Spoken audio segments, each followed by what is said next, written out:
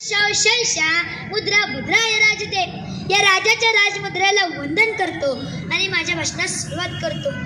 वाघाच्या पोटी जन्म घ्यायला काळीस पण वाघाचेच लागते, म्हणून तर शंभूराजे तुमच्या चरणावर मान आमची सदैव झुकते, मान आमची सदैव झुकते. ज्ञाते वक्ते व येथे उपस्थित तमाम शंभू भक्तांनो, तुम्हा सर्वांना माझा नमस्कार. मी Kunal Sagar Dhanve. The king of the Swarajya नाही, the king of the Maratha नाही, the king of the India, हिंदुस्तानचा बादशाह छत्रपती संभाजी महाराज. महाराज त्यावेळी गादीवर बसले.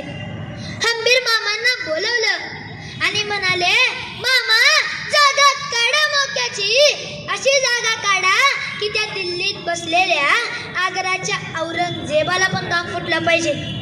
आणि जागा काढली. औरंगजेबाचं आवडतं शहर बुरानपुरा. महाराज जावा लुटा जावा. हंबीर मामा घोड्यावर बसले, गेले बुरानपुरामध्ये गेले. लुटलं बुरानपूर, लुटलं. एवढं लुटलं की बुरानपुराच्या पुराशिवाय तिथं काहीच शिल्लक ठेवलं नाही. माघारी आले. पहिला धक्का औरंगजेबाला सहन होतोय नव्हतोय तर बुरानपुरा ही काही चेष्टा नव्हं. बुरानपुरा औरंगजेबाचं आवडतं शहर का? कारण त्याच्या बहिणी तिथे मेल्या होत्या. बुरानपुराचा पाक कोळसापुरा करून टाकणारा छत्रपती संभाजी महाराजांचा सरसेनापती हंबीर मामा. पहिला धक्का औरंगजेबाला सहन होतोय नव्हतोय तर दुसरा धक्का औरंगजेबाच्या नावानं असलेलं प्रसिद्ध शहर लुटलं गेलं. एवढं लुटलं की त्याच्या नावाशिवाय तिथं काहीच शिल्लक ठेवलं नाही. आणि ते नाव पण आता हिंदूंनी गायब करून टाकलं आहे आणि त्याच जागी छत्रपती संभाजीनगर असं ठेवलं आहे. ही वार्ता औरंगजेबाला कळाली. तो चौताळला निघाला. स्वराज्य गिळायला निघाला. ही जेव्हा महाराज हयातीत होते तेव्हा त्यांनी एकदा पण स्वराज्याकडे वाकड्या नजरेने बघितले नाही. छत्रपती शिवाजी महाराज उभ्या हयातीत असताना त्यांनी कधी बुरानपुराला हात लावला नाही. आणि त्यांचा कालचा मुलगा येतोय आणि माझी दोन्ही शहर उद्ध्वस्त करून जातोय. पावलं निघाली. औरंगजेब साधा नव्हता बरं का. आशिया खंडातला सगळ्यात मोठा बादशाह होता. का? त्याच्याकडे फक्त सरदारांची संख्या 14,000 होती. प्रत्येक सरदाराखाली 4.5 लाखाची फौज होती. त्याची जरी छावणी पडली ना तरी 50-50 किलोमीटरचा प्रदेश भरत असत. औरंगजेब मुठभर आणि शंभूराजे गणभर होते स्वराज्याचे. ही वार्ता संभाजी महाराजांना कळाली की औरंगजेब स्वराज्यावर धावून येत आहे. ते रायगडावर गेले. ते जर तक्त्यावर उभं राहिले आणि कडाडले, उद्या औरंगजेबाला, त्याला उद्या तर बघेलच या छाव्याचा गनिमी कावा. रामसिंगगडा, भीमसिंगगडा सगळे सरदार गोळा केले, स्वराज्यावर पाठवले. पण प्रत्येक सरदाराला छत्रपती संभाजी महाराजांनी पळवून मारले. बहादूर खान संभाजी महाराजांना पकडायला आला होता.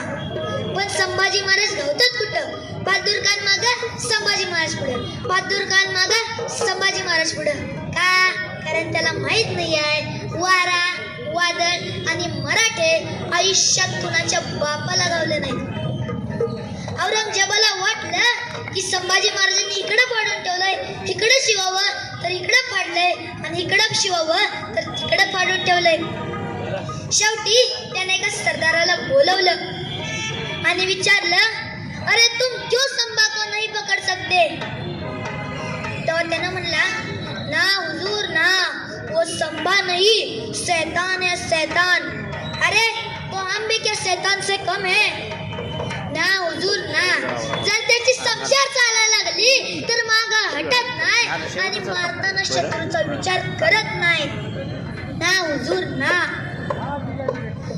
मग ना हुजूर ना एवढं धाडस लागतं छत्रपती संभाजी महाराजांपुढे जायला. कोण तर 4 पावलं पुढे गेलं तर संभाजी महाराजांची नुसती नजर वळली ना तर तो 4 पावलं मागं सरकतो. शेवटी जाता जाता एवढेच म्हणतो की सिंहाच्या जबड्यात घालून आता मोजीत हा अवकात दाखवणारा शंभूराजा येतो. रक्त सुद्धा रडलं होतं माझा राजा गेल्यावर. रक्त सुद्धा रडलं होतं माझा राजा गेल्यावर. तो थकला नाही कधीही अनेक युद्ध केल्यावर. तो थकला नाही कधीही अनेक युद्ध केल्यावर. राजा तुम्ही फक्त 10 वर्ष जगला असताना तरी मुघलांनी आपल्या कपाळावरती भगवा चलावला असता. मुघलांनी आपल्या कपाळावरती भगवा चलावला असता. बोला छत्रपती शिवाजी महाराज की जय. जय भवानी, जय शिवाजी. धन्यवाद. या